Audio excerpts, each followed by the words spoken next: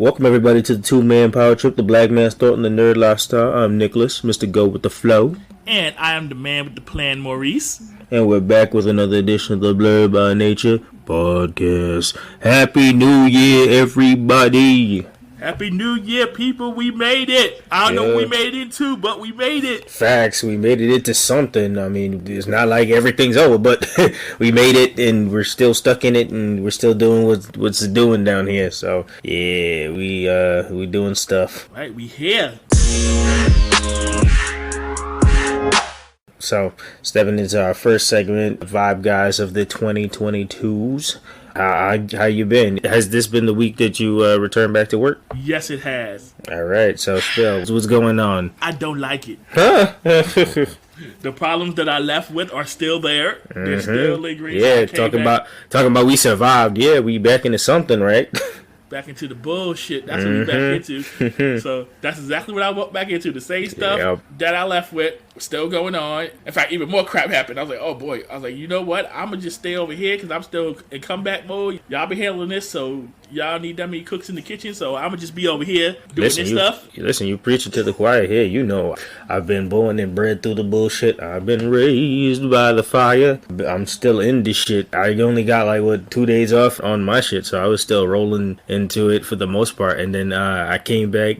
I thought everything was going to be fine by the time I come back. Then the second I step into getting ready for work, I get a text from my supervisor that she out with the Omarion for the week. So that's how I started my week already. So we was already down one major component after she was already gone the week prior because she was on vacation. So that's when I survived the week kind of situation, and things have been kind of chilled for the most part until today. I don't know. Thursdays always give me something to talk about, and today was just another wave storm of some other bullshit. You know what's crazy? My coworker, when I got back, she told me she got it on Friday, and I was like, but you don't go nowhere. You live in your house. Oh, so yeah. How you get it?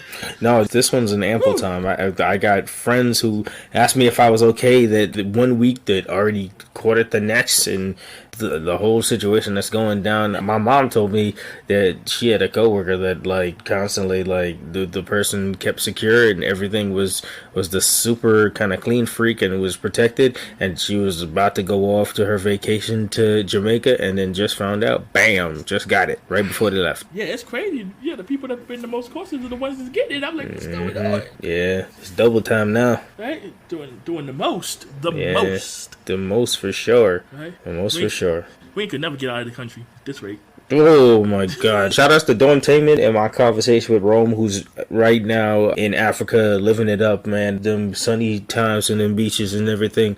Conversation I had with old boy. He was having them vacation minds flowing, and I kept telling him, I'm like, yo son, it's COVID out here, man. It's just blocking them blessings, and he just gave me a few words. He was just talking about, come on bro, let's go. Let's be on our travel shit. And I'm like, man, don't tell me that, man. Don't tell me that. Right? For real. Listen, oh, man. The experience is the life, man. I could just imagine the stamps we've had on our passports if the Rona didn't stop us at, the jump. Man, we'd have went to Japan already. We'd have been to the UK. Yeah. Probably would have been to Africa at some point. Probably this year. Yeah, we would have been in Greece. Definitely. Yeah, some bullshit. I can't, chalk it up to anything, but it's been some bullshit. Literally, I just fixed up my passport last year in the midst of this shit, only for it to hit even worse. I don't know, man. It's just irritating, and it's really catching everybody, this time on double time. It's a blow. It's a true blow. The Rona will not let us be great. Nah, it won't. But away from the work schedule and the work planning, how was all the holidays and stuff like that since we've been on a kind of slow roll break? You know, the holidays was chill. Christmas was good. Mm-hmm. Everybody got gifts. We chilled out at the house. New Year's was cool, too. Just vibed out. Good.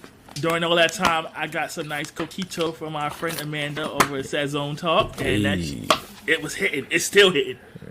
You want to talk? I mean, on the flip side with me, the holidays was good. Christmas was nice. It's all set up. New Year's was nice. We got to spend that with Kenya, and our anniversary was real nice. We got it set up good by a friend at the Alamo. Had it set real nice, and then Chef Q, on that same energy, fed us with the good ass chicken sandwich from Fresh, and then he hit us with that coquito that me, Mom and Kenya all sipping on that we still got. And then I got my my passion fruit rum punch from my friend Tay. Shout outs to her. Tay eats, always a good time. And that one just delivered. Like the deliveries are finally coming in. So I just need to see everything start to flow in. So I'm looking at you just saying gear and Nami wear. Boy, send that shit over. Send that shit over. I need at least one of my jackets, man. That one's is overdue, bro. One was supposed to be here since Anime NYC. I'm trying to see my Samurai. I'm trying to get my jacket for Samurai Shampoo before we start reviewing that. Like, come on, man. Let me style. Yeah, son. No, I got a whole bunch of stuff in the pipeline. I'm like, yo, wear that, son. Facts, and then he out here giving more sales. Like, bro, don't hit me more sales yet. Let me get my jackets first, and then let me style and profile with my button up, my pants, my jackets, and then we can talk. Yep. Stop hitting me with 50% off, bro. I can't. I keep looking at my wallet. I'm like, bro, relax. I ain't buying no more stuff to get my other stuff so I can make sure it fit nice. That's what I'm saying. This is the point. I'm like, yo, let me get one thing. One thing before I start putting up these sizes and then be like, yo, what the fuck? I need to gauge how this fits. And I'm like, I need you to get me one so I can figure out if I can get more or if I'm out. That's what I'm saying. I need to know I look nice in the drip before y'all. I know you're doing heavy work, bro. I know you're doing sales. I know you're throwing out a bunch of stuff. Man, once the first items start through, then we can have a conversation. You got enough of my money, bro. Just relax. Relax. Let the deliveries come first. I see everybody out there on Instagram tagging shit, and I'm like, bro, I'm fiending. Give me my shit. Right? And like I saw your stuff with Tay. I need to get me some of that. That rum punch is looking good. Facts. I'm gonna be trying that over the weekend, so that's gonna be. I'll double check back on y'all with that one. Okay. And so how that is, but I know that shit gonna be good. Her rum punch that I had like 2 years ago that she gave me and Kenya for Valentine's Day at a good time, man. That shit was the change maker. So I know this passion fruit shit about to be fire. So that's right off rip with that. And Chef Q, I know you listening. You know you on the list, right? You out here be putting out this good sales. Where's my invite, Chef Q? Where is my invite? Go press him when we have him on as a guest. He coming up soon. He's volatilyly very interested to have this conversation. It's gonna be really good. It's gonna be really good indeed. Yeah. But overall, the holidays were good. I was on PTO the whole holiday, so I didn't have to do nothing. I turned off everything work related and threw it in the drawer. Exactly. Now you're reaping the vacation benefits off of that. Welcome back to the dark bullshit. Now you got to turn it all back on, and they're like, hey. Oh yeah, they like, oh, you're back. I'm like, no. Like, this is the ghost of Maurice Pass. He's not here. Well, they called Ghostbusters, nigga. Put your ass back. Time to go into work vacuum, nigga. Right? They was like, nah, Damn. Alright, so flipping off our Vibe Guys segment, we going into the shout-out segment, and I got some podcast shout-outs. It's a growing list now because you've seen on the Instagram. I've been busy. Man, son, I've been chatting. I've been creating relationships and other podcasts and stuff like that. You know, get our name value out there and gotta get some respect back and forth. So that's all appreciated. So off the podcast shout-outs, of course, my beloved girlfriend, the Captain Kenya, for sure. Black Ramen Podcast, Sentai Fountain of Knowledge, Peter, respect. Jabatia's Podcast, Saison Talk, Your Sports Show, True Heel Heat, 2.5 Bros, Gray Space, It's Relational, Keeping It 9000, Fat Man DKC, FTO Wire, Shonen Tape Podcast, RX Superstar, Junie out here, man. We still looking for them pictures. I see Maurice's. Shit's fire. Alright, dude. Time to let them go, man. Yes. Bad Guy Jack, respect. Starting out with Chelsea, special supporters, Chef Q, Will Janae, respect, Kareem, Josh, Ryan, Lord 69, and Katie. You got any on your list? Awesome. But like I said, my peoples at work that be listening, shout outs to y'all. Respect. Shout out to the homie Spirit, who I just had a blast playing Among Us with before we got on the podcast. Fire. I was just having so much fun. Really shout out to homie Bad Guy Jack and the people at Unpopular Review. My homie Mike. Man, my sisters who are motivated, trying to do their own things. That's what's up. Happy with them. Cuzzos too. Coming out with product lines, and I'm happy for them. Shit, business booming. Yes. 2022 is looking up for people, so that's what's up. That's what you like to hear from your peoples. Everybody come together real good. Definitely. All right, so switching off into the second segment, Off the Cuff. So off the cuff this week, I'm just going to leave it on the novel concept of the new year. You know what I'm about to say. So the concept of new year, new me. Let's discuss. What you think about it? It's bullshit. Yeah, take off that sting mask. Reveal yourself. Sting again. You know what it is. New year, new me. Chat with that. I will always say, stop. Don't do that. Don't do that to yourself. It's just going to lead you to disappointment.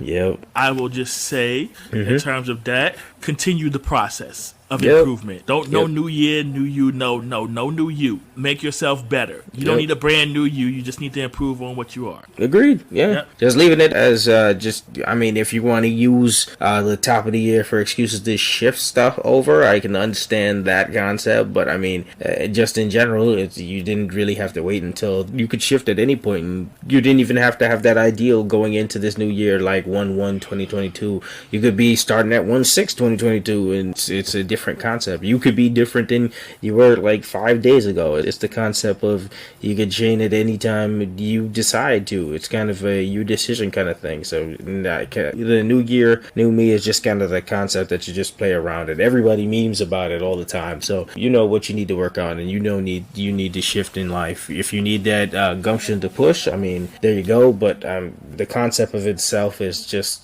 everybody kind of plays towards it. Yeah, like they say, the only constant in life is change. So every day we're new. Every day we're changing. So that new you that you want, make it happen a day at a time. It's not a new year. It's just a new day. Tomorrow right there. You can shift. Whatever you were doing right now could shift tomorrow. Isn't that? Be new year, new you every day.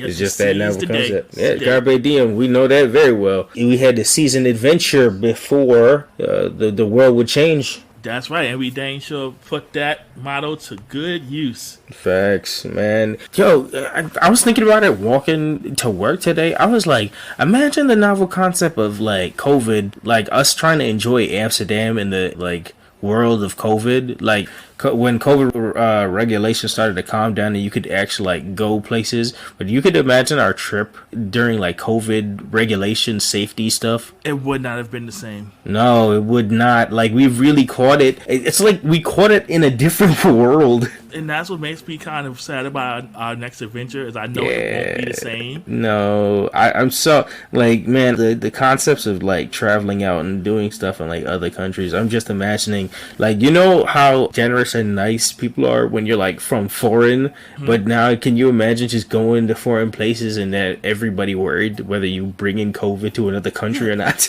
The world is different now, and jeez, I'm gonna miss the pre-COVID world. That's definitely a myth of expressing cultures and being close. Because man, now just the concept of trying to get some help just sounds ridiculous. Yeah, it's just that's the way things are right now. Yeah, that's crazy. At least we got one good one. Out of it. Yeah, we'll look back on that forever.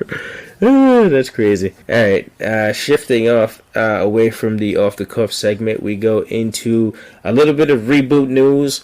Now, some of the news I got isn't like major reboot news or stuff I was kind of looking up off the side that I wanted to talk about.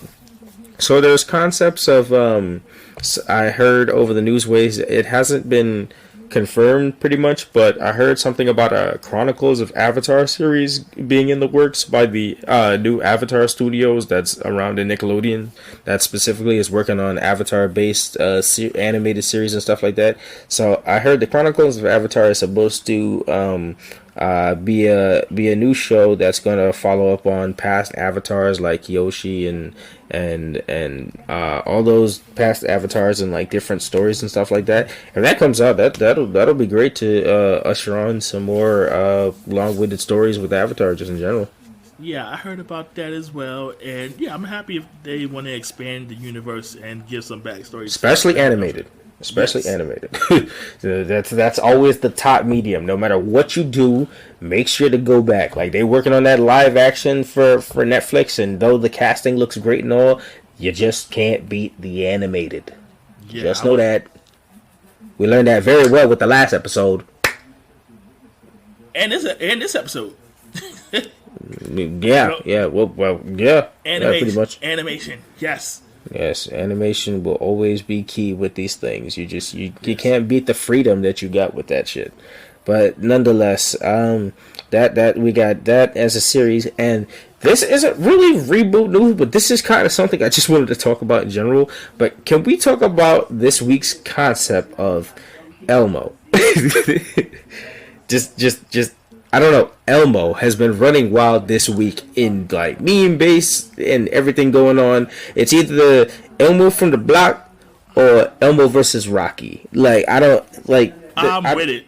This has just been hilarious. I don't know what's going on. I finally saw the full clip like yesterday of all the shit that went down, like how Elmo and the whole balsamic vinegar started, like the cooking with Jimmy Fallon, and he put all the stuff together, and he got the onion, celery, balsamic vinegar. That's a big word for Elmo. Like that shit was hilarious. That shit took the internet by storm. Yes, it did, and I'm loving all of it. Facts. All of it. Big facts. And then on top of that, we got Elmo going one-on-one with fucking Rocky. Like this chick on Sesame Street just be antagonizing Elmo with this damn Rocky, her friend. That Elmo's face be like the petty king, man. He don't mess with this rock. Even my son just tweeting, and you think 2022 apology tweets be coming out about shit, and Elmo didn't give no fucks. And we were like, yeah, me and her still friends, but I want to talk about Rocco right now, bro. I ain't messing with that. Yeah, that's crazy, man. That is wild. Big wild, man. Yo, I don't know, man. That's a novel concept that just keeps on going. Like I don't know, either the Muppets or the Sesame Street. Every time they do something wild, they get mad relevant, and I love it. I love it each time because that's just too funny. Yo, like I said, I'm with Elmo on this one because Rock been throwing shade. Rock and old girl just be double teaming on some bull crap. Like homie dad want his favorite cookie. Like what's going on? Like y'all acting up. Son was like, listen, we said, nah, the Rocky want the cookie. Nah, bro. And was like, yo, how Rocky supposed to eat that cookie, man? How Rocky supposed to eat that cookie, man? He's not alive. Odie being straight cut through the nail, man. Zoe and Rock not trying to hear all that though. Nah, bro. I'm waiting for Elmo to put some hands to the Rock. He gonna chuck that shit. Nah, you already see on IG, Rock got backup. Rock got backup by Big Cuz. He part of the Oos. That's right, son. He said, he's like, listen, he about to kick Oscar to gouge out his can and like, what's up? Yeah, it look like the Rock can now. It look like Rock part Samoan too. Shit, damn son. I'm Rocco part Samoan now. You know the Rock stick together. Apparently, goddamn, son, Elmo need some backup. Elmo need some backup. I don't know who you gonna get backup from. Elmo need to call up Stone Cold. So he better call up Kane. Shit, get some help, bro. Get something. Get my boy some help, man. Just that novel concept for the week, yo. Elmo been hilarious, so I had to give some time to that. Do you have anything on reboot news? We have heard nothing about that Powerpuff reboot. I have heard nothing, but the more people keep talking, like I seen a status from Miley Cyrus, from her I think New Year's party thing where she and like two other girls was dressed up in different colors, and they was talking about Powerpuff Girl 2022, and I'm like, the more you say stuff like that, that's where the idea of the concept of the live action even came from. I know somebody in the back in CW was like, oh, we talking about live Powerpuff Girls again? No, we are not. Yeah, you keep Kill on it thinking like the DC shows. You keep on thinking this shit is silent. You just waiting. You just wait because watch, this shit is cooking. That's why it's quiet. It's cooking, and when that shit pop up on you, you're like, what the fuck? How many damn pasta at Among Us? Just kill it. Yeah. Take it out. Keep thinking that's how it is, man. Yeah, we just gonna have to wait and see, man. Until we get that official announcement that production is cut and we done, then it's always in the wing, bro. Come on, announcement. It's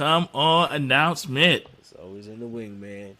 And once that shit drop, you know we'll be right on it and say no, no retrospectives, none of that. We're not covering this. This is not gonna be a thing. That shit's gonna be straight up a rant. That shit's gonna be an episode full of rant. That shit gonna be funny. That shit gonna be like me on Space 12. Get the Yasuke treatment. Come on, keep on. Oh my god, that's gonna be a trip right there. That's gonna be a trip. But all right, so stepping away from reboot news, we got stock news, and the only stock news I got is a joke. The stock news is, I mean, other than shit just going down every time I fucking look at it, we like NFTs all around, all this NFT shit. Nah, that shit gonna be in the past. We throwing that shit in the past. We not doing NFTs no more. We selling straight talismans now. You want fungible shit? We doing talismans. Y'all get y'all Jackie Chan Adventure shit up. We gonna come out here with talismans. And we gonna sell that. How many dog talismans you need? It's on Immortality. I know you want it. Come on, bro. Let's do it. Talismans, yo. Listen, I'm on board with the talisman. Facts. Where Uncle at? Yeah, facts. You mo Gwigwai Fighty Sal. What's up, y'all? That ass. Y'all go and see these ancient artifacts, and we gonna do that. We gonna sell that because everybody got a fucking NFT. Every time I turn around, everybody doing some NFT bullshit or something with the monkeys. Like I don't get it, man. NFTs was so hush hush out of nowhere, and now everybody got a NFT. It's mad funny. I don't get it. Listen, I guess it's hot right now, and it definitely is. That's crazy. I'm gonna just miss this wave. Yeah, no. This one's definitely gonna have to complete us over. I'm still trying to deal out what's going on with all my cryptos and shit like that. So. And my stocks, so yeah, that's a mess. I'm a mess. A nigga's losing enough money as it is. Like let's just rock on this. I don't need no magic monkey. Don't screenshot my imagery shit. Like I'm Gucci. I'm Gucci, man. I'm Gucci. Anything on stock news with you? No stock news with me. Everything is down. Yep, son. I just every time I look at that shit, it's a goddamn mess. Yeah. You shifting any of this shit on your taxes? Probably.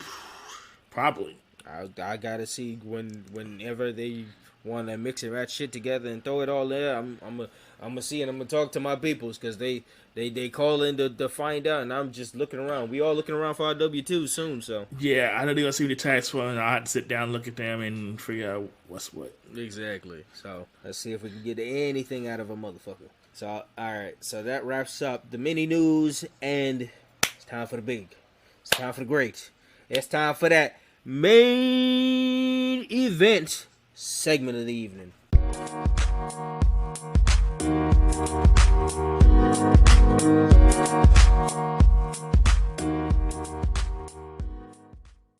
The third segment. This week, we taking it chill for the beginning of 2022. We taking it way back. We on the couch this week, and we covering that goofy greatness of Goof Troop, episode 1 and 2. Let's go. Yeah, come on with the Goof Troop. We got any facts this week? Yes, we do. All right, and this is some facts that I actually did not realize or know. So, some history behind the Goof Troop. It's an American animated sitcom from Disney, focused on the concept, like the Goofy movie, of fatherhood, which I found out that this show was ideally a prequel show between Goof and Max for the movies that actually came out. So as you can see with the young Max and Goof combo, later on I didn't find out that the season finales were actually the movies. Like it says, the movies, the Goofy movie and the Extremely Goofy movie are actually the series finale in a movie. Oh wow! Yeah, I did not know that until I looked it up. So this show only ran from 92 to 93, only for those two movies to be their series finales. So this show ushers in actually a connective tissue which works along with the movies.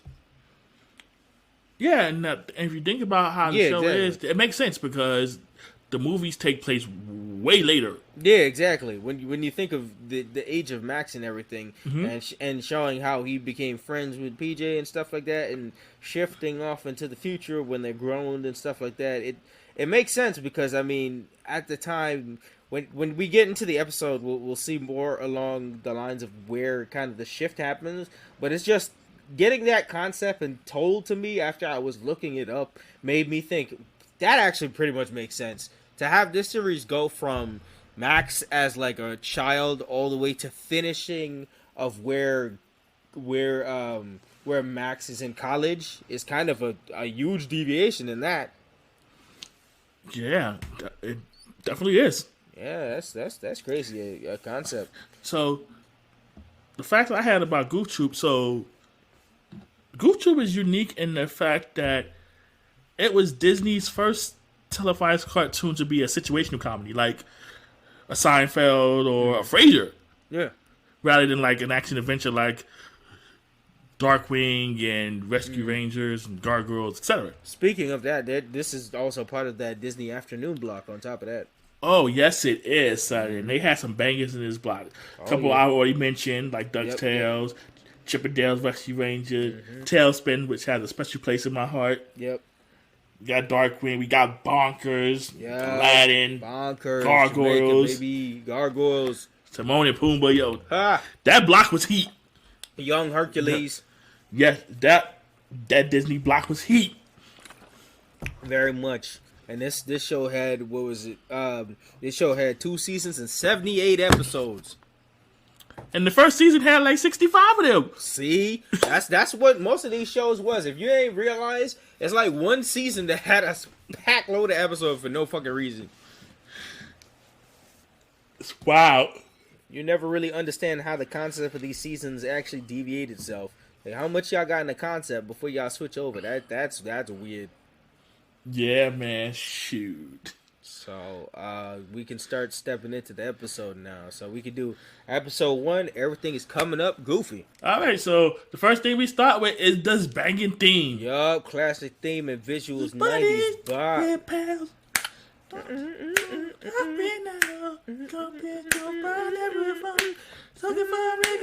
Yo, Disney don't sue us. Disney don't sue us. We're humming. Right? Sheesh. Don't strike us, but it's a banger, Disney. Y'all know what y'all was doing. We looking at y'all for smoke later on down the line, but I know y'all trying to sue everybody under the sun, so for real, don't come for this young podcast now, y'all.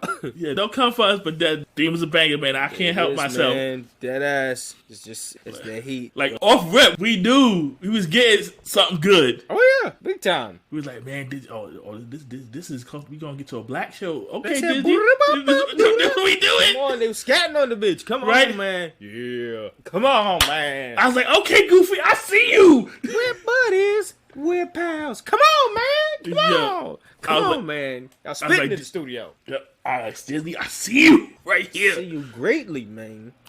So the episode begins and we see Goofy in his mobile home. Yup, Goofy cooking and treating that shit like tennis. I'm like, dang, Goofy, yo, your place look better than my apartment. What's up? See, man, I know, son.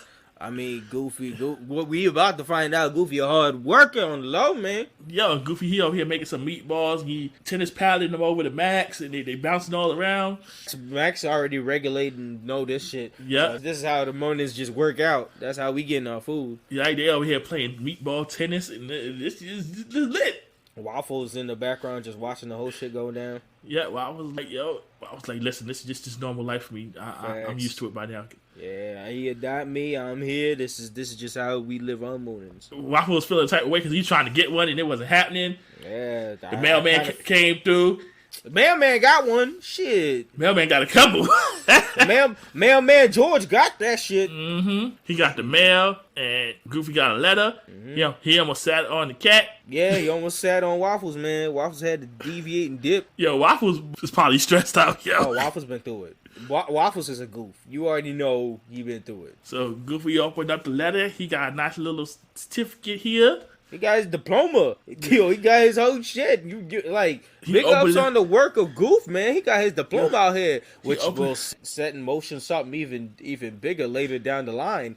I think this is the same diploma, if I'm not mistaken. If I'm thinking real right, if this is the same diploma I'm thinking of, this is the same diploma that later on down the line when he working, that he has to go back to college for. That would be wild, because I'm looking here at something like the second he opened it up and I realized it was the diploma, I'm sitting here, I'm like, I remember Extremely Goofy movie. I remember that diploma becomes null and void, and that's the reason he has to go back to college. So, man, talk about a jump to see that shit. If this is true, to realize that shit in the first episode is causing the finale. Now, we know shows nowadays connective tissue that well, but 90s shows was not connective tissues that well. So if it's true, that's crazy. That's fucking wild. Man, the homie Goof got his cert, and they did him dirty. Yeah, just like life in general. They see that diploma, they said that shit not good no more. Also, Gigi Goof, his name, Gigi Goof? Yeah, man. This is Gigi Goof? His name is Goofy Goof? Like, what is his name? His name is George Gregory Goof. Don't go there until somebody tell me otherwise. There we go. George Gregory Goof, man. That sounds like an adult name. Well, that sounds like a man I seen in a sweater vest and a tie, so yeah, it probably is George. It look like a George.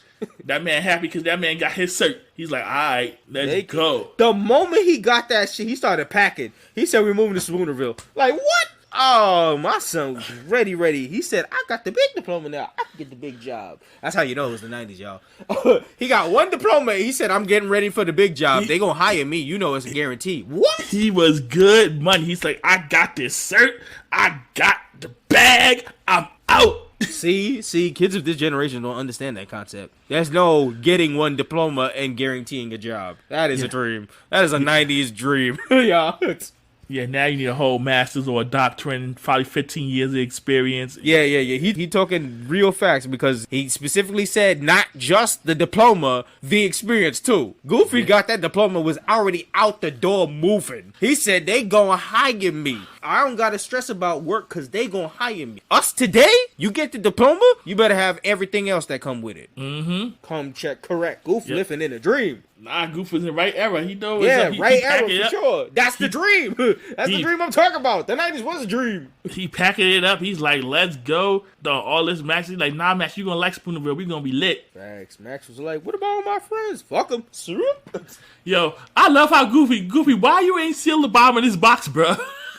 He said, I ain't worried about nothing. If shit fall out, shit fall out. I'm gonna make a new life somewhere else, bro. Woo! And then, next scene, we get our first intro to Pete on his boat. Oh, my God. Oh, so what we thought was Pete.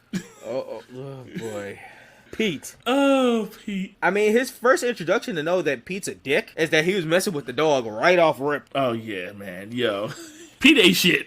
No, but he trying to chill and build. That's the concept of it. We know he an asshole. He's trying to chill and he trying to build. He see all this shit in the way and he like, I'm gonna build that. I'm gonna build that. I'm gonna build a luxury for me. I'm gonna build a luxury for me. I'm gonna build more luxuries for me. Son trying to build a pool, a whole golf resort. Son has really had this whole thing planned out. Facts. But Peggy trying to do her job, pressing her husband about trying to do all these changes and shit like that. She said, I'm still trying to sell a motherfucking house. What you mean that you trying to change and flip and whip and put in pool systems and shit like that? I gotta sell a house. I'm still talking to 10 people. What's good? Yeah, definitely, Joe. And son, we know right from jump who wear the pants in this relationship. Oh, facts. Oh, don't even start when we hear Peggy be yelling. Oh, boy.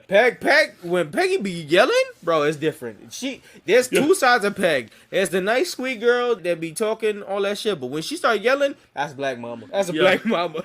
Yo, the way Peg looked at him when he started hyperventilating, yo, that look gave me life. Pete said, oh, come on, sugar lumps. Come on, sweetness, please. She looking at him like, I'm tired of your shit. That ass trying to do. But, like, she trying to sell these houses, but Pete like, nah, man, I ain't giving up my dream, though. I'm getting this shit. And he start plotting on him while Peggy big plotting, yo. While Peggy get the move, so. Now, what's funny is that Peg trying to figure out why she can't sell this house. Facts. Not knowing that her husband is ruining her job. Big sabotage. That's how you know he's an asshole. He's not worried. He ain't worried about his wife or her career or anything that she trying to do better for the family. She trying to do stuff. This nigga only care about the shit that he want. So he gonna sabotage her job, her reputation as a salesperson, all this shit all together just to get his shit rocking. And then she gonna tell him like, listen, if I can't sell this house in a certain amount of time, then you can do whatever you want, man. So you know he big plotting. All right, shifting over back at the Goof house, moving man Homer. They got this nigga Homer slacking and slow because homie is aged slow to oh my god. Like they trying to pat. And Homer got like, they got like 16 boxes and Homer moving one box every 20 minutes. Yo, he really is. Like, bro, I know he's probably a friend of Goof, a long-time friend, go back in school or some shit like that, or maybe he was a mentor or something, and he decided to hire him for the job, or maybe he was moving, maybe he was working with him, and he was just one of them old heads at the job. But Jesus Christ, Goof, could you have gotten anybody else, man? Yo, man, he trying, and then Goof is trying to tell Max about Spoonerville. He puts waffles in the box. Yep. Yo. That's unpacking every weird shit, man. Yo, waffles, I feel for you, buddy. Facts. Extra stressing. And then the weirdest thing was when they started driving out, where they left their apartment and shit like that, you realized whatever the hell was going on, they drove out of that shit and it looked like they was living in a photo? The background, yeah, they had like some kind of background up, so they was in some kind of industrial area of the city. I'm super confused of where the fuck they was at, bro. I dead sat there and I was like, all right, this is toony as hell because these niggas look like they was living in a photo. Yeah, I thought they was in the country, but nah, they in the city somewhere. Now, can we take a concept and wonder which city they were? Like, what was the novel concept of where they were living? Were they living in Detroit? Could have been Chirac, I don't know. The way how them industries and shit was looking with that paper up, it probably could have been Chirac. Shit. I ain't above not thinking that Goofy from Chicago. Right? So the next scene we see Peg trying to sell the house. See another couple. Yup. So Peg, they going in, Peg showing them the house. And the couple is with it. And here come this shiesty ass Pete. Yup. Pete trying to do some shit, yo. He said, yo, let me drop these spiders on this niggas. Right? And they with it. They're like, all right, we got some creatures. We got some arachnophobia creatures up in here. Okay. Yeah, he said, oh, that ain't working for you. Well, let me get you a big call and let me shake this house, damn it. Right? He's like, huh? And then they was like, son, yo, you spent all this money to sabotage this house. Why you just didn't buy some other house? Facts. Like, I don't know, man. This novel concept of Pete being a big-ass baby is very true because I don't know why you want to sabotage your whole wife's like job experience and shit like that. Like, imagine the concept of her finding out what you doing and beating your ass. How about that? oh yeah, because she definitely would. Oh, the second she found out. Like, imagine she found that spider hooked to a wire or that shit that was shaking the house. I bet you she come back and two-piece your ass. And she was coming with the paperwork too, and them people flew up out of there. They was ready to sign. And Peg is big mad. Do you know how hard it is to sell for niggas? Especially the same spiel going over and over. They was down no matter what. And then they changed their whole shit because of this dumbass Pete. Yeah, Pete. And Pete over here talking about how I'm going to get a bulldozer and all this shit. Yo, Pete, you ain't shit, man. So next we see Goofy, he's driving, like, of course, like how Goofy would. No, reckless and no abandoned. Carefree. Oh, fact. Not a care in the world. But midway through that shit, they stopped and he decided to call off Pete to let him know we on the way. He called Pete and all he heard was a laugh. And you saw him turn pale. Straight pale. He was like, oh, hell no. As soon as he heard he said, I ain't heard this nigga in years. Right? The moment he heard that shit, he said, oh no, please, Lord. Lord Jesus. Yeah, right? Oh, no. He over here plotting. He ring. He's like, hello. He's like, oh, hey, Pete. And he was like, oh no. Goofy? No. He like, ring. He hung up and rung again. He was like, Goofy? Oh. He's like, hey. Fake is fake. I don't know, boy. Yeah. He said, I'm coming. He said, what you mean you on your way? On your way where? How you know where I live? Oh, Lord. He said, then he started giving them bum direction that was going to keep them spinning for the next, like, freaking 3 days probably. He was like, nah, they ain't coming here. And then the whole concept of, oh, Lord, what if my wife find out that they need a place to stay? And then they start moving in next door. Oh, Lord, please no, not with me. He gave them all the types of direction. But thankfully...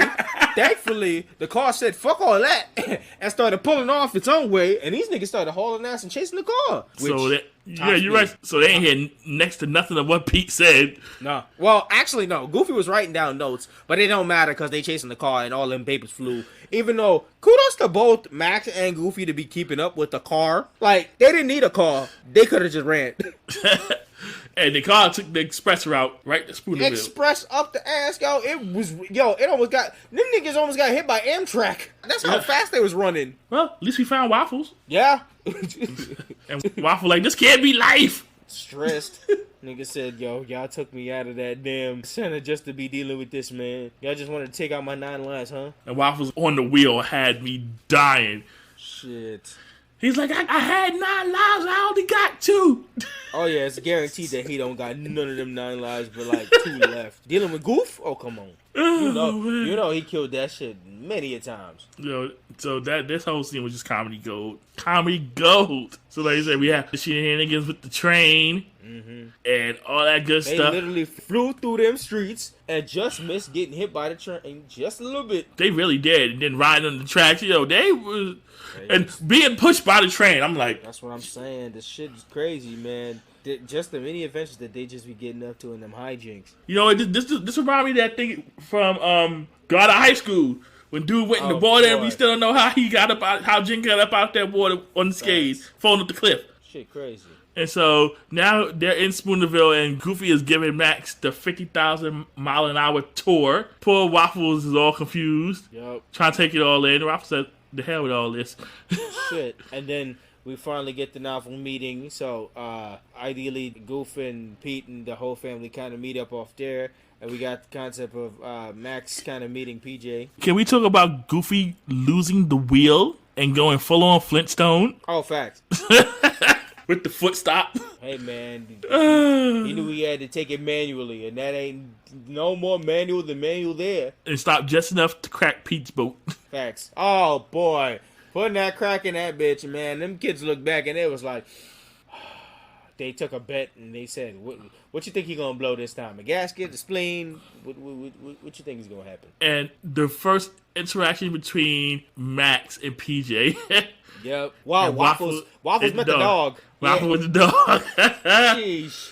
And so Peg outside, she like, what's going on? And she got the broom ready to attack, and she see it's Goofy. And then Peggy's so happy. She's like, it's Goofy. Peggy saw that like a long time friend. She said, Goofy!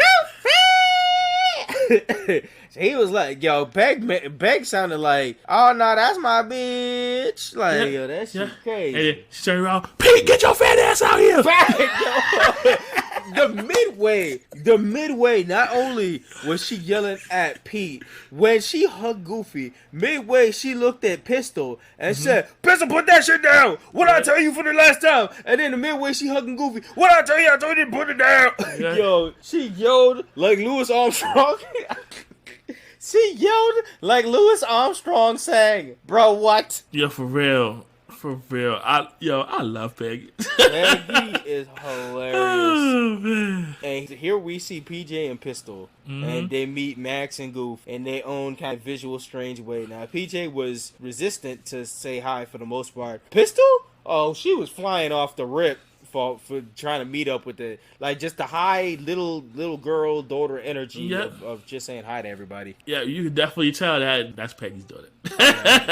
Yeah, who got the concept of what going on with these children? Right. And so mile a minute, just energy, and then here comes Pete, trifling behind. Well, Pete was counting down the time to crack everything down, but Pete was coming out. And then when Pete came out, he saw the crack in the boat. And boy, did I say the colors in his eyes, the shift, and everything just went off. My son broke early.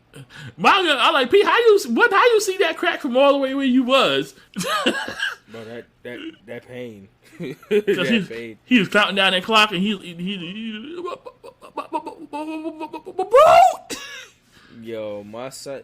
It's the color in the eyes that always take me out. I'm like, this guy is so far gone. The color shifts in his eyes prove that he fucked up. Yeah, you see the little piece of the boat start hanging off, and he's like, and then it drops on the floor.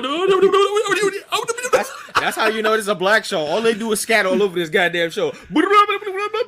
He sound like Donnie from the Wild Thornbats. Got a whole rocket coming from his head. I was like, oh, man. Them kids was in the back like, all right, there you go. The money. It's like, you're definitely spleen. Yep. They know they did well. And then you see Peggy and Goofy pop out the door. This nigga saw Goof and goes even crazy. Yeah. Oh, my God. But Peggy was like, oh, it's his anxiety disorder and shit like that. They go help him. And they help him further try to fix his anxiety while he hyperventilates. And they end up destroying the boat even further. I'm such a terrible person because I'll be loving it every time he hyperventilates because he be deserving it, yo. Man. Yo, when Goofy came out that door, he said, oh, you're high, Pete. No! You can just see the moment. You know, if this show was created in the meme era, you can see a cutaway. No! Yeah, and Pete's going to... That's how you know. He was hyperventilating. Peggy and Goofy had to handle that shit. They just destroyed the boat, and boy, he knew his life was never the same. And Peggy again with the expression like, all right, Goofy, you see you doing this stupid shit again, right? Like, okay, Peggy. Come help me with this fool. Oh, my God. Pete crying hard tears. Hold down, Goofy, hold down. Pete out here crying heavy tears at the goodbye of his boat, hearing that these niggas also moving next door. Oh, my God. This shit just keep getting worse. Yep. And this one, if Karma's something else, he done steamrolled his own boat. Oh, facts. So, shifting over, Goof and Peg talk about their time back in the day when they was cheerleading in high school, and Pete, when he was the football player, and they was talking about the time when he lost a big game, but he lost a big game because Goofy super kicked his ass in the face while he was trying to catch the ball. And son been holding on to that grudge ever since. Oh, my son blamed that day. He said the day I lost that football game was the day I wasn't living in luxury. He said if I won that football game, I'd be living in the high mansions in the hills with my badass wife even further. He was throwing shade at Peg. He was like, man, my house would be better. My kids would be better. My wife would be better. Son, yo, Pete, yo, Peg, leave him. Leave him.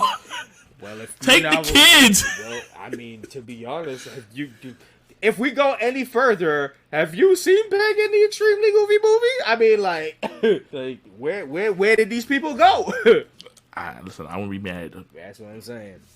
And she probably took Pistol too, because all I remember was just PJ. Yeah, she's like, I'm tired of your shit, Pete. I'm tired of your shit. It's only but so many years. Right, and then it's like, oh, yeah, Goofy's gonna stay with us.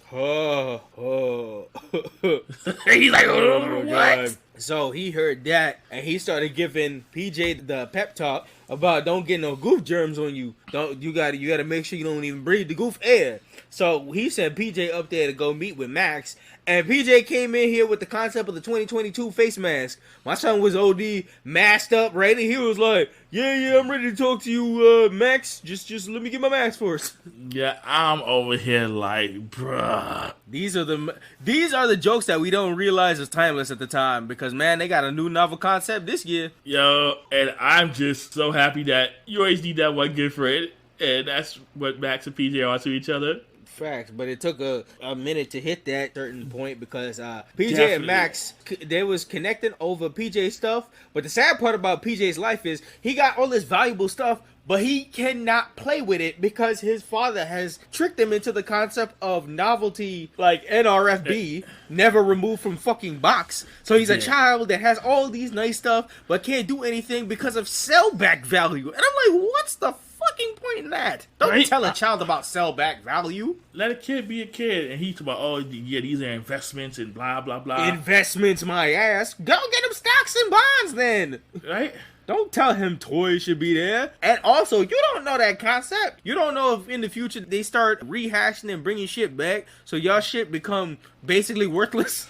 Right, and Max is telling like, yo, this sucks. You got all this stuff, but you can't do nothing with it. Exactly. You miss out on the fortune of playing with that shit. And then they looked at the tank. Oh yeah, they was like, shit. Your dad said it would if it on the ground you can't play with it, but what about in the air, bro? What about in the air? What about on the roof? He's like, what about on the walls? He's like, well, he ain't saying nothing about the walls. Mm-hmm. We best get to playing. Max like, I got a plan. He grabbed them darts. He grabbed them suction cups with them darts. Shit, they started playing with that shit, and Pete hear that noise. Pete hear them noises. Came out to go survey the situation. He was like, shit, Goof causing a mess. First, Pete was playing with his little house set. Had a little plush Goofy. They shot a rocket at. Yo, Pete. Because he mad. He big man. He don't like this nigga, man. And it's so one-sided. That's what makes it so funny. Oh, no. Not only is it one-sided, fucking Goof admires Pete this whole episode. Talking about how great a guy Pete is in X, Y, and Z. This nigga Pete is feeling that same TV Dad Dinkelberg energy. Yo, for real. Yo, Pete is the definition of a hater. Oh yeah, big time. He can't accept nothing of this Goof. So he hear them noises and he see them goofs. That he said the Goof done infiltrated my son. He opened the NRFB and he playing out here and he messing up my walls, causing a mess. Done messed up the pie and everything. Okay, you don't care. But Pete get clapped for it though. Yeah, sure does. He sure does. But Pete hit the point of losing it after the whole mess and after everything went down. My son is sick of these niggas in the house, so Pete straight up lost it and he bulldozed into the garage, drove his car. I was wondering where the fuck he was going. My son, on his half-ass rage, drove all the way to meet Homer, who's still driving mad slow with all the moving shit. He said, move out of here, old timer. Kicked Homer straight out the goddamn truck. Took that shit, drove that shit all the way to the house. He said, nah. And he set up the house just next door. And he's like, y'all got to go. Y'all stuff is there. Y'all can go. Yo, that whole scene had me weak. I was in tears. Listen, talk about, it fed up was a person. Yo, Pete's like, I'm tired of y'all motherfuckers. Shit. He had them all fixed up just straight to move out of his goddamn house. Pete had a plot on his mind to get them out the house next door just like he did everybody else.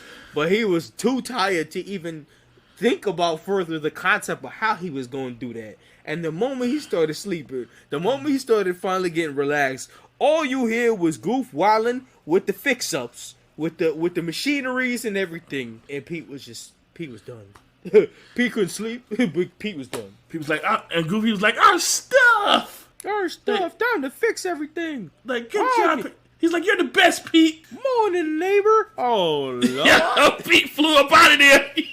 Boy, when I tell you, my son fed up. Son put whole blankets up on the front door. Yo. Oh yeah, he was making sure that shit was locked. His house was Goof proofed out, and he tried to sleep, and then when he heard them fix up out the wall, man, that shit done fucked up everything. He was like, no more Goofs in my house, and now I'm trying to get him out of their house. Yeah. But he was too tired to do anything about that shit. And then he started hearing the noise and realized, damn, he couldn't sleep. But shout outs to Peggy, who could catch all her sleep during all the bullshit. Peggy was sleeping just fine. Oh yeah, Peggy slept like a baby. She's like, yeah, I'm used to this fool. Facts. I think Peggy was from Chicago too. She was like, listen, I'm not dealing with you. And that was basically the end of the episode. Yeah, we got the musical instrumentals playing. And my final thoughts here. First, the episode set up how everyone met and the hilarity ensued. This is that kind of throwback if you just chilling and need a laugh, but establish a start for sure. Man, Goof Troop is funny as fuck. For me, boy, this episode set the tone of what you were getting perfectly. Yep. If you needed a laugh, this was it. Yep. If you need a good relaxed time to get a throwback, like take the novel concept of. I do like the fact when Disney decides to like differentiate their characters and set them in their own world, leave by themselves. Like you didn't see Donald or Mickey anywhere here. It's just Goofy. It's about Goofy and Pete. Goofy life here. Like he ain't call up Mickey. He ain't call for Donald. Those are usually his niggas that's just right beside him. But this is about Goof. It's Goof time. Yes, it is definitely Goof time. And this episode definitely made you want to see episode 2 because you were good spirits. Yeah, you could just ease on over. Like, this is an easy go through in an episode, so you just slide on to the next. You wanted to see Goofy cause Pete more stress because Pete deserved it. Because Pete deserved it. Big facts on that shit. And on that concept, let's dip into episode 2. Good Neighbor Goof. And just like episode 1, we start off with the theme. Yep, classic banger again, still going. Just makes you feel good, makes you want to get up and just a little bop around with it. Yeah. And so much goodness. So yeah. So we go right into Goof fixing up the house early as fuck, waking up Max. Like, come on, Max, you know, John, we gotta clean up this house. Yup. Gotta clean it up, Max. Gotta clean it up. Yeah, wake up early, yo. The novel concept of Goofy teaching his son early morning manners and working hard and shit like that. Goofy a man's man. I don't know if anybody playing around with the shit on Goof, but Goof be dressing to the nines. He be working mad early. He knows the concept of working on the house. I mean, he be silly causing X, Y, and Z, but he a working man. He a man's man. He a classic man. Son came out with the planks and the suit, getting ready to... Goofy ain't complaining about jack shit. Goofy about to work. You ain't gonna Hyuck on this nigga work. Oh, nah, that's one thing you gonna say about Goofy. Goofy ain't afraid of no hard work. Nah, that man's a man's man. That's what you gonna play around. Goofy know what's up. He out here single fathering, working, building, out here on factory jobs, also building house from scratches, carrying shit, driving. Like, bro, he was a man's man. Like, I don't understand. There's no laughing at Goofy. He's a real nigga. That's another thing about this show in general, is it's showing Goofy as a single father. Yeah. If you think about that, this is not something that you would normally see, especially in a cartoon. Yeah, cartoon concept. Just the mere fact that Goofy had a child. Just to have everybody focus on this nigga having sex. What? Somebody, listen, Goofy got the buns, but we don't know what happened to his wife. Yeah, so he got a whole kid. He's taking care of the kid. And the fact, like I said, it's a single father. Like, usually you might see a single mother maybe every now and again, but to see a single father hard work and the star role is weird. At that time, it was unique. Yeah. Hard working out here. So, in the midst of him hard working out here, Pete decided to pull up on him, and for that business, he got clapped with the hammer by mistake. But, like, Goofy out here taking out some of his own fingers and swinging back by accident and clapped Pete with the hammer. Yeah, and then Pete gave him a first aid kit. Yeah, gave them that earthquake bullshit kit, and that's how you knew Pete was plotting. So this is already fixated on the last episode where Pete still had the fucking earthquake shit under the house. So he was like, all right, so you know what it is. I gave him the earthquake quit, so they know shit about to happen. And then he went and he was like, yo, it's time to start plot. Get them the fuck out the house. Yeah. So he getting all his dirty plots and stuff ready. Getting the whole house. 6.0 on him. Yep. Getting the whole house shaking. Getting them shaking and quaking. This nigga thought they was big stressed until he went to go check over there after unleashing a 6.0 earthquake on them. Lo and behold, this is to prove why Goofy is the greatest out here. This nigga actually took the kit and read how the hell to handle this shit. And by the time Pete came over, the house is even better. Yep. So tight on you, bitch. That's right. He's like, listen, house is good shape. All the stuff is unpacked. What is good? Exactly. Thanks for the shake up, bitch. Right? And Pete comes in the door. He looks. He's like, what in the blue hell? He saw the house all looking nice and sparkly. It looked like, yo, Goofy and Max was right there at the door waiting for Pete to pull up. Like, they knew what was up because they were staring straight at the door like, hey, you see this house? And this man sparkly nigga. And then what did Pete get for his trouble? He got a Hyuck. Facts. Hyuck. Take it back to your building, boy. And he went back. And yo, Goofy found something wrong with the I guess the machine out there, and reversed it to Pete, because Pete, petty ass, was gonna hit him with a 9.6, but he reversed it back at their house. And while Pete was chilling, thinking he was gonna hit him with a 9.6, he got hit with the mirror force reverse, and it shook out their house instead. Yep. So Goofy had found the shakers. He know what they were at the time, but yeah, he's like, oh no, I need this space. This can't be down here. So he took all of the the elastic that was around the rabbit that they would connect to the beams to shake. Yep. And yeah, he put them in the box. He took them outside. And he sent them all over to Pete's house. And that's what you get. hitting him with the 9.6, you get hit with the reverse 9.6. Mirror force, nigga. So, Goofy, of course, being Goofy, he slipped on some oil, and the elastic band wrapped right around Pete's boat. Yup, big sick, nigga. Which shook up Pete's house. That boat be going through it. Yep, it shook up Pete's house, and Pete's like, oh, shit. I think his TV jacked up and everything. Beam started falling. Big tight. Shit got destroyed. Yeah. But in the midst of all that shit going down, PJ and Max doing everything to stay in contact. They do that string to can string. Yep. Connection shit that they throw out the window, which got a novel concept of the pulley. That these niggas prove how strong as fuck they are by that pulley system. God damn. Niggas pull in that count, they be smacking the wall like bam. It's so funny because Max used his slingshot to get the can with the PJ. Pete comes in, boop, hit it right there. Like, good job. It runs in the blood. It's in the Goof blood that knock out of Pete. And Pete's just big mad. And Goofy, Goofy's just still cleaning up. He's like, yo, Max, I'm looking for something. You seen it? He's like, I need some floss. And he saw this can string. Yo, when he took the floss and pulled Pete straight into the wall, bro. I loved it. These niggas too strong. He's like, yoink, nigga, Pete, boo! Nigga clapped the wall. But just getting out of that concept right after just getting clapped by the wall, and Pete pressing PJ about who he trying to stay in contact with Max, and giving him the whole goof spiel. I don't want no goof germs. I don't want no goof things. Nothing to associate with goof. So he tries to give PJ some hustling work so he don't got no time to chill out with Max. He tells him he gotta be crushing them cans, giving him them old school shoes, talking about I need these cans crushed to show you some of that working man spirit. Sending his damn son to go hustle off crushing some goddamn cans. And these cement boots. Old school. Man, listen. Yo, Pete, son, this is why everything be happens to you, son. Facts, man. Why right here, because you like that? Karma. It's karma, Pete. It's karma. Talking about my baby boy, not a baby no more. So go out here and crash some cans. Yeah. Pete is a whole character. It's like this nigga bullshitting. So he sends PJ out to go do that. And then in the meanwhile, this nigga go downstairs to get himself some food. Peggy got this food that she making for Goof. She about to feed Goof some good, and she got Pete stressing because she gave him some healthy mush because he got to lose some weight. That's right, Pete. She ain't throwing no subtle jabs here. She's like, listen, Tubby. Oh Lord!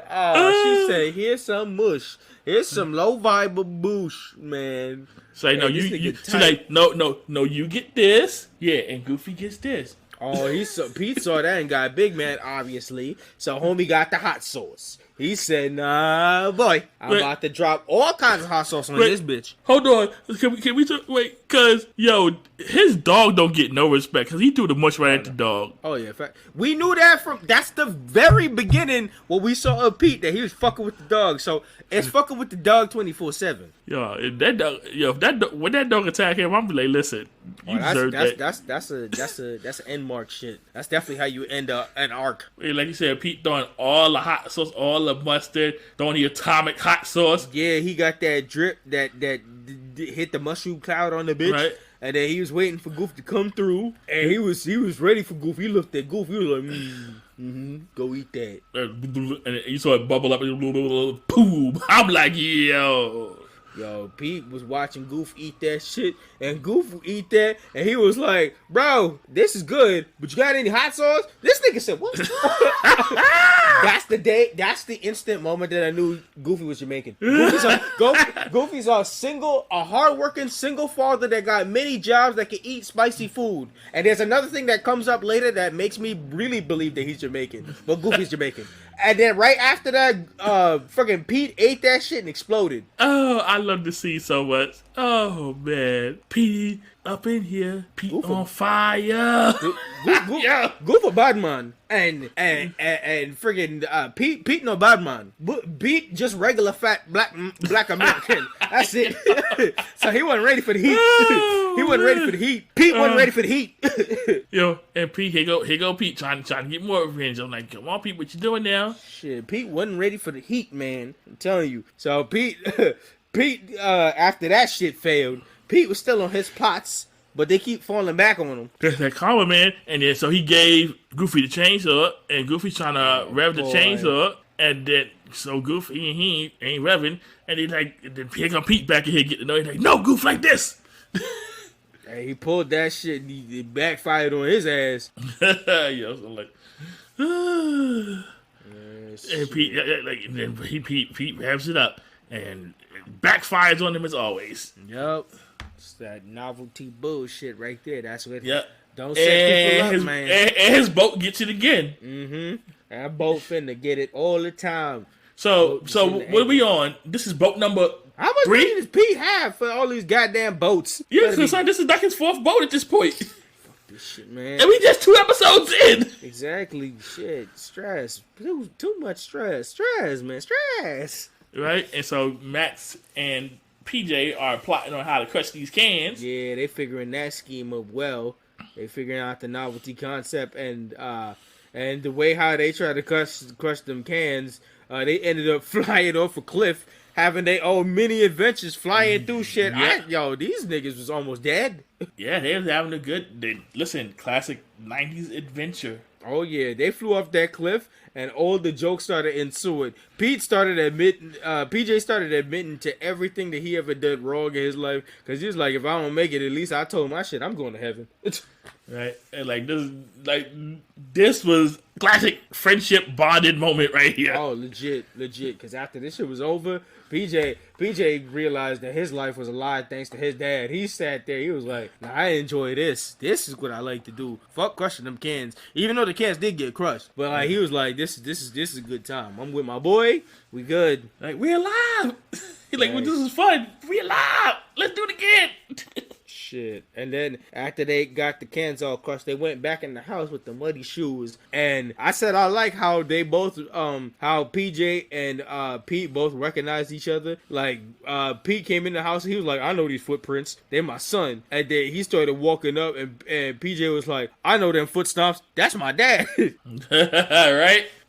Like I'm out here. Phew. Shit. Oh my god. He sent Max off the balcony. And then he was like, wait, we don't got a balcony. And he realized he shoved. And all you hear is Max in the background. Like, oh shit. He like, shit. And then Pete pull up into the room. And he was like, nigga, I smell a goof. Yo, son. Max is hanging out the window, bro.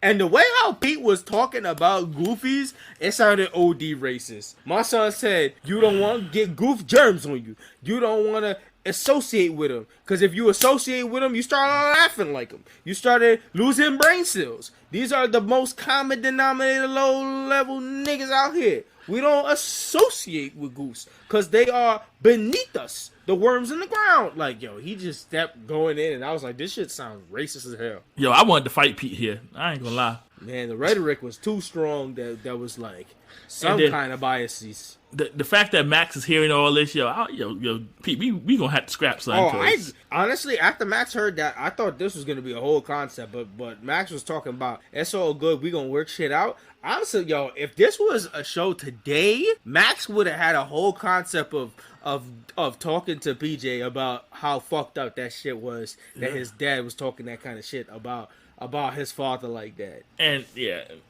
luckily here, PJ knows this shit is fucked up. He knows dad ain't shit. Oh yeah. But this Max kind of kept it pushing, and they was chilling on that. That's that goof in him. Yeah, honestly, that definitely is. And then the next novel concept is we switch into later in the night where they was all dressed up for the Hawaiian party set up by Goof. Peg made sure Pete came out. She was hollering. She said, "Get your fat ass out here!" Right? Like, I ain't give you all that slop, and you gonna sit here and act like, nah, bring your ass out here. This nigga said, I ain't going out there, nothing. She said, Pete, bring your ass out here.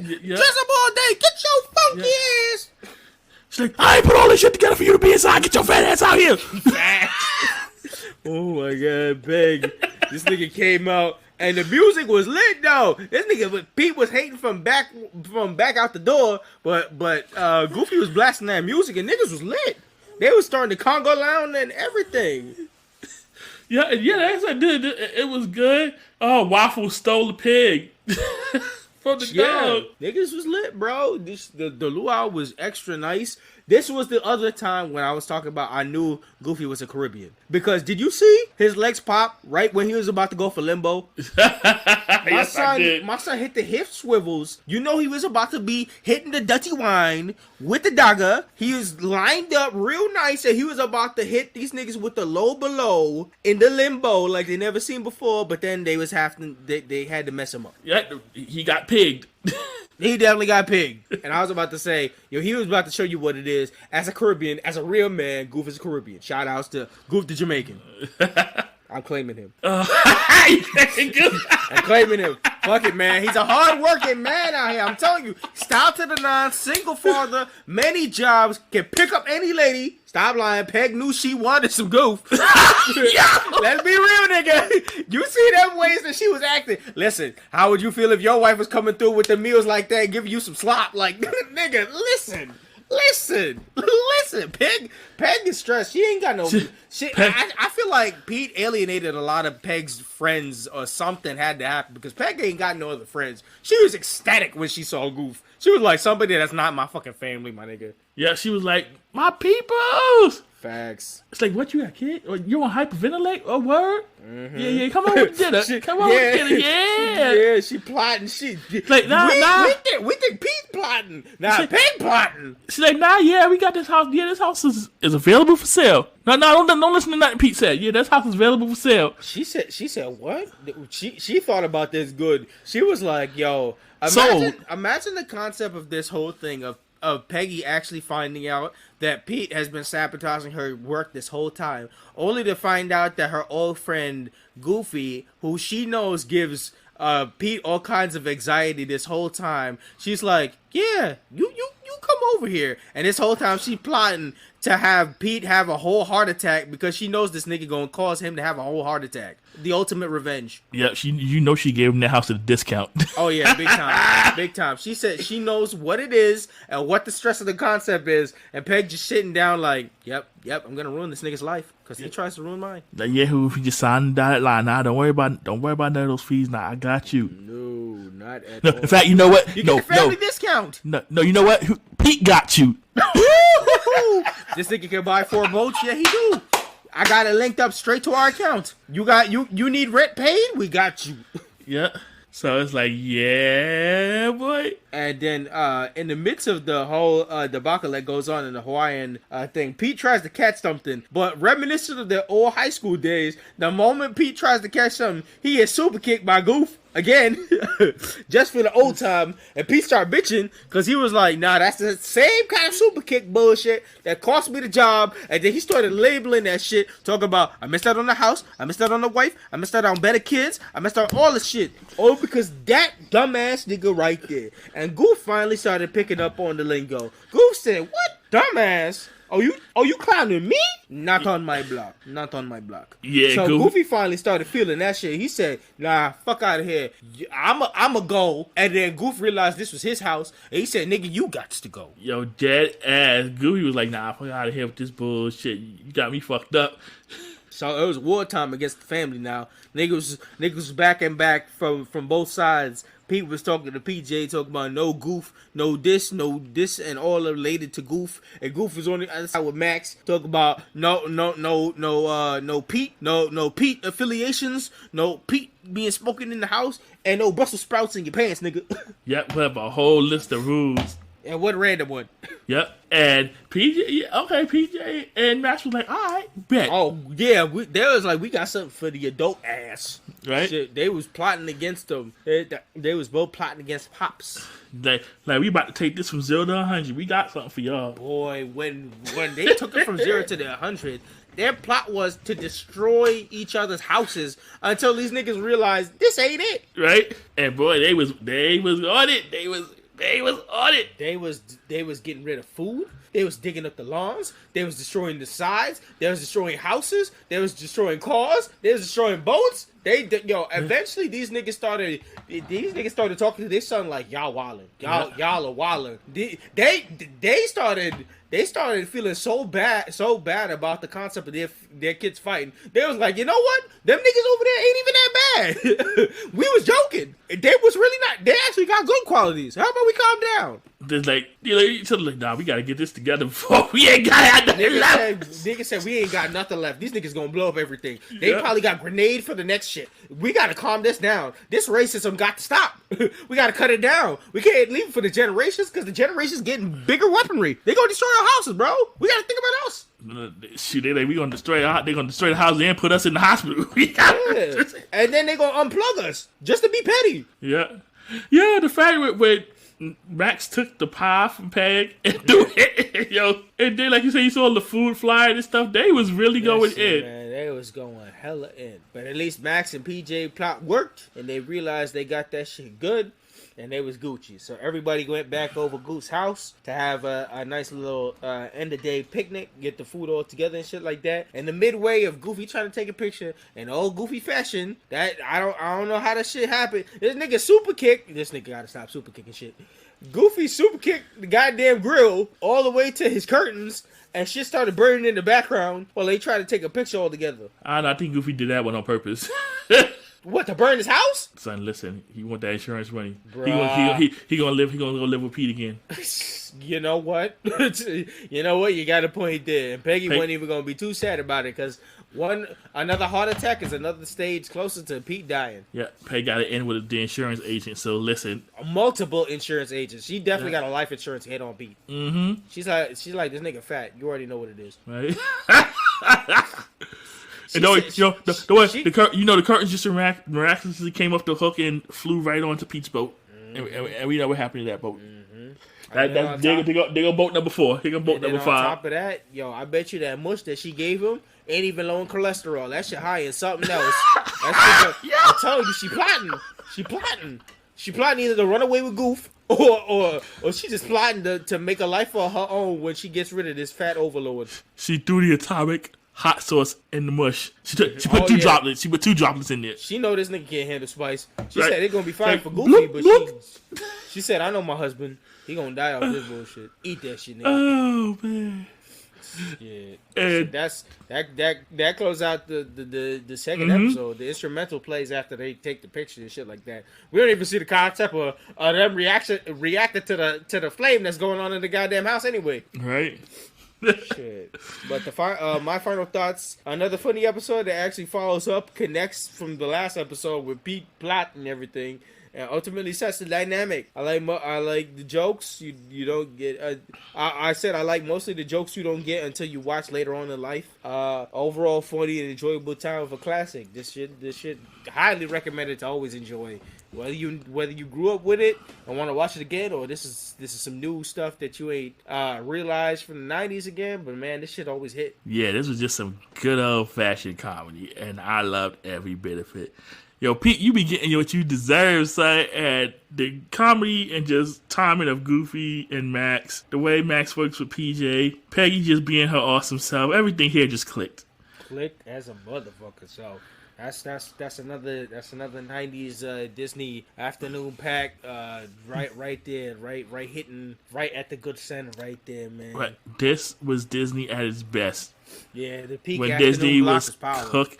When Disney was just cooking, like Disney just was flexing. Cartoons was their MO right there. It was their strength. And it's just another example of one because they flexed. Yeah, they flexed real good. All right, so we closing the concept on this main event. That's the end of this Comfy Couch and Goof Troop for sure. Enjoyable time, laugh with all that good stuff. All right, closing that book. All right, so Hyuck on that book for sure. Shit, somewhere Pete screaming.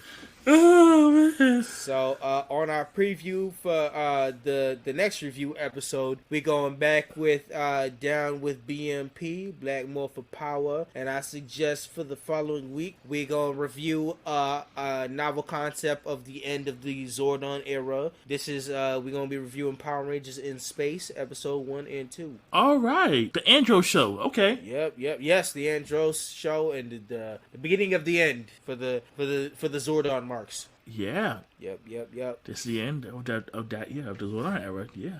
Yep. So, all right. So you guys can reach us. Our email's all set up at blerdbynature@gmail.com for any questions. We got Facebook and Instagram at Blerd By Nature, Twitter at Blerd By Nature, NATURE. YouTube at Blerd By Nature Podcast.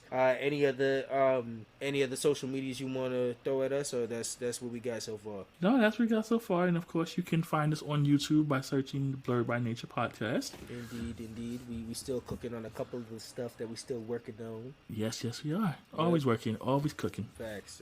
So any last way notes before I hit the outro? No, sir. You can go ahead and take us home. All right, everybody. Once again, Happy New Year. The boys are back. We got a lot of stuff coming up for 2022 that we gonna be cooking and we gonna be working on, and stuff is gonna be in the backlog and gonna be fixed up, and y'all gonna get your episodes. We working hard. We editing. We putting stuff together. We Mr. Go with the Flow and Mr. Man with the Plan, especially Mr. Man with the Plan.